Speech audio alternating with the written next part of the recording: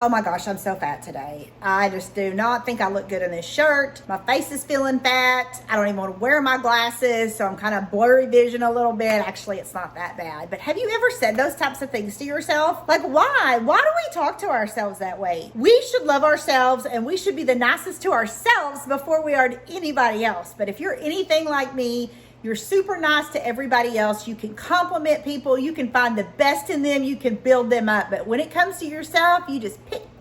Hey, I'm Selena Faye, your midlife guru, coach, best friend, whatever you want to call me. I'm here to talk all things midlife. And today I'm going to talk about the crappy things we say to ourselves and how we can turn that around and change that, which will thus change our attitude on life, and we can start having the life that we want, and let's face it, that we freaking deserve, right? Like, we are amazing women. First of all, we're a woman, and we have to deal with women things like periods every month and birthing babies. And men don't, what do they get? Blue balls every once in a while? Like, ooh, life is so hard for them. And then I just recently had to go through a hysterectomy. If a woman's going to quit having babies, it's surgery to get your tubes tied, and then complications after that, where a guy can just get snipped and it's so much easier. Like, come on, women, recognize we are strong individuals. And I don't know if you've ever watched the show Naked and Afraid. I am amazed by that show. I don't know why anybody would want to go into the woods naked with a stranger and try to build your place to live and find your own food and all that kind of stuff. Well, it's this challenge. If you haven't seen it, it's a challenge. It usually starts like a 21-day challenge where a man and a woman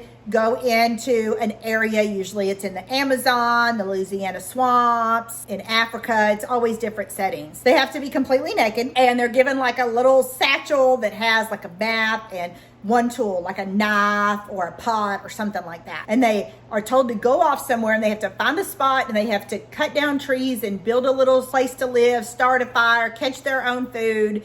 They starve themselves, they get hurt. It's horrible. You try to do it for 21 days, or you tap out, which is when you say, I give up. Well, I have been watching this because I'm fascinated with the strength of women. And more times out of 9, the men quit and the woman is the one that ends up making it to the end. I think it's not that we're physically stronger. I think that we're mentally and emotionally stronger people than men. Pat yourself on the back. Like, we endure so much crap, and we do amazing things, and we should be building ourselves up every day. But the easiest way to build yourself down is to start talking negative to yourself.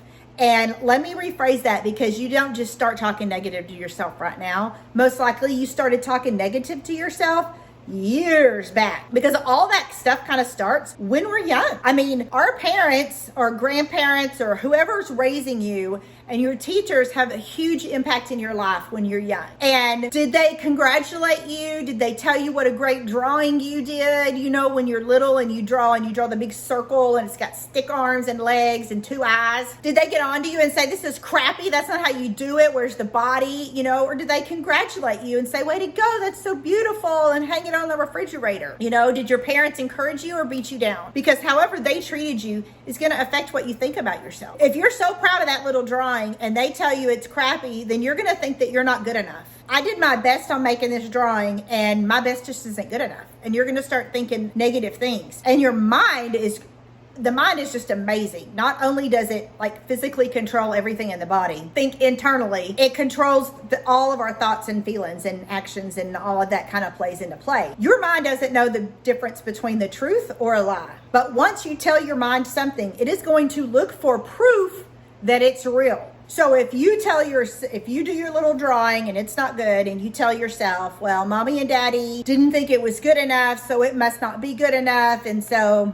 I'm just not good enough. Well, then later in school, when you're running a race on field day and you come in third, you're going to be like, well, see, I came in third. I didn't get first because I'm not good enough. Everything builds upon everything, and negativity is easy. And our brain wants to do the easy thing. It wants the easy way out, and that is to do absolutely nothing. Because doing something takes more work and effort, right? You can sit on the couch and binge watch TV, or you can get up and exercise, even if it's walking in your house. Which one's harder to do? We have to find those thoughts, and we have to change them, and they can be changed. But I'm going to tell you, it's not easy. It's not a one and done thing.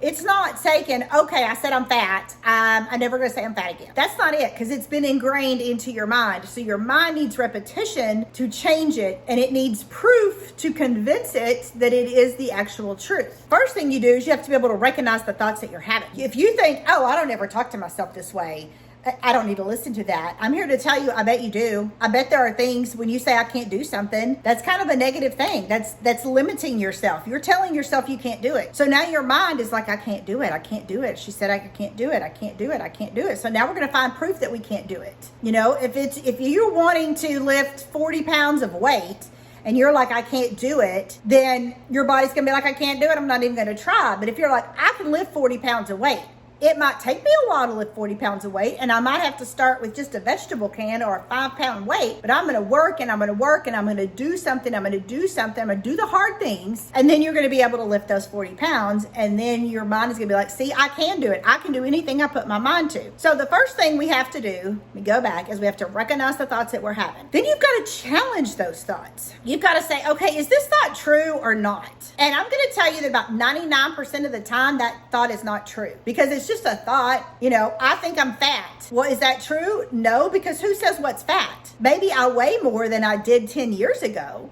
but that doesn't mean I'm fat, because I could gain more weight. Everybody can gain more weight. So unless you've tipped the scale at the highest weight any human possibly could be, and I don't know what that is, then you can't say that you're fat. You can say that you weigh more than you would like, you know, but if you say I'm fat and then you go try on a pair of size 10 jeans that you fit into 2 years ago, and now you can't button them, you've just proven to yourself, to your brain, that you are fat because you can't get in the size 10. Emotionally eat, so you leave the fitting room and you go get you a big old ice cream because it makes you feel good about yourself. And the whole time you're eating it, you're saying, well, my gosh, I'm just going to keep getting fatter and fatter when all I do is eat this sugar. And so now you're once again proving to your mind, telling your mind, yep, I'm fat, I'm fat, I'm fat, I'm fat. That's the end of it, I'm fat. So you've got to recognize that you're just what you're saying. Recognize thoughts that you're having, what you're saying, and then challenge them and to say, is it true? Yes, I cannot button a size 10 jean, but it's been 2 years. My body changes. So what I'm able to fit into is going to be changing. That is a fact. You know, the fact is you can't button the size 10 jeans. The other fact is that your body changes all the time. So then you have to say, how does it make me feel? How do I feel when I tell myself I'm fat? Do you feel happy? Do you feel glad? Do you feel excited? Or do you feel sad? Do you feel mad? Do you feel frustrated? So I'm having this crappy thought that I'm fat, and it makes me feel crappy. And so what do? I go eat a bunch of ice cream because that's going to make me feel good because it tastes good and I like it. And so what is that going to result in? Probably gaining a little bit more weight if that's what you do over and over and over and over. Once in a while, have ice cream. I remember learning in my Lamaze class that ice cream is high in protein, and they told us we could eat all the ice cream we wanted to when we were pregnant. I was also 16, so I didn't have other health issues to worry about. Nonetheless, back to our little discussion today. You say I'm fat. I recognize that I say it. I'm going to challenge it. Is it true? No, it's not true, because that's my opinion. What are the facts that remain around it? The fact is that I cannot button my pants. I weigh more than I wanted to. My body has changed. How do I feel about that? I feel like crap. I feel pissed off at myself. I feel angry. I feel frustrated. So what happened when that was the case? Well, then I went and stuffed my face with ice cream that I didn't need. And what ultimately in the future in my life can that be? That's going to mean that I may gain my weight. So we recognize the thought. We challenge the thought. We find the feelings that are associated with that. And now, what do we want? What do we want to feel? Well, I want to feel good. I want to feel happy. I want to be excited. I want to enjoy life. So what do I need to think to do that?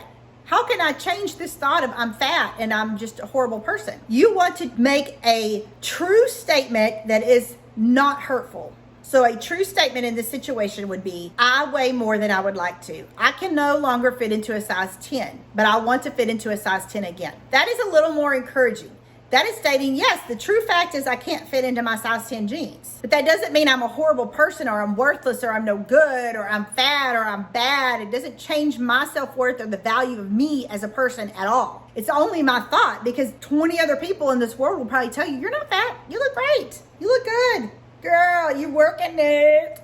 You know, those types of things. So what can I tell myself so that it makes me feel good? I'm going to work hard to get back into a size 10 jean. I'm not in a size 10 jean. I want to be in a size 10 jean, and I am capable, and I'm going to work hard to get in that size 10 jean. And that is going to make me feel better. And when I feel better, what's more likely to happen? Eat ice cream, or maybe I'll go for a walk. Probably going to go for a walk. When you feel good, you want to do things. When you feel bad, you just want to lay around and do nothing. And so ultimately, long term, if I keep telling myself I can do this, I want to be that size 10 jean, I can figure it out, I can make it happen, give myself all these good feelings, then ultimately I'm going to be walking and I'm going to be exercising, and in the long run, I'm going to get into that size 10 jean. So I hope that analogy, because most 99% of the people I've ever met in my life are never happy with their body, and they're always wanting to change it in some way. Maybe you're too thin, maybe you're too large for what you want for yourself. Find the negative thoughts that you're saying to yourself, whatever it is. I'm too old, I'm too young, I'm not smart enough, I don't have enough money, I can't do this, I'm not worth it, I'm not enough.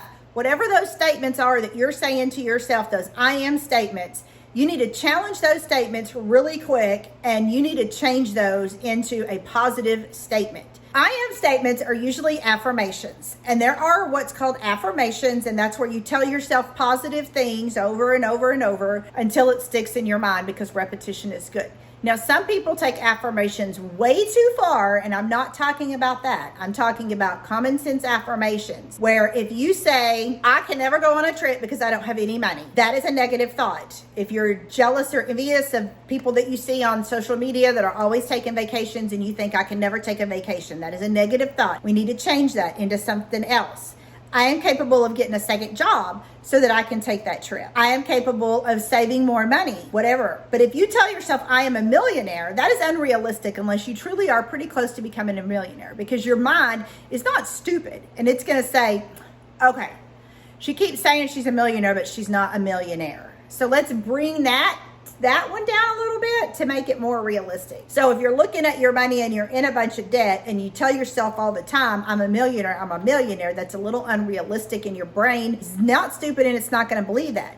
But if you say, I'm going to work to become a millionaire, or I'm going to get another job to work towards my goal of having $10,000 in the bank, that is more realistic. That is more positive thinking versus the negative thinking. And this last thing that I'm going to suggest today on the negative self-talk, because it is a lot and it can get a little overwhelming, is positive self-talk. And that is where you do pretty much affirmations, but it's a whole summary of your life. So you sit down and you write a whole summary of your life on just one front page of a page. Get out a notebook paper, the front page, write down everything you can think of about yourself, your looks, your energy, your family, your friends, your money, your job, everything you can think of on that front page. And then I want you to look at it in deep thought. Is this true? Is this where I want my life to be? And if it's not, you're going to take out another piece of paper and you're going to write on there what you want it to be, but in realistic terms. If you're not happy with your money, you're not going to be a millionaire, but maybe you're going to be a hundredaire. I don't even know if that's a word, where you have $100,000 in the bank. And then you're going to read that page every day to yourself. I suggest morning and night. And slowly your mind is going to believe it and it's going to hear it.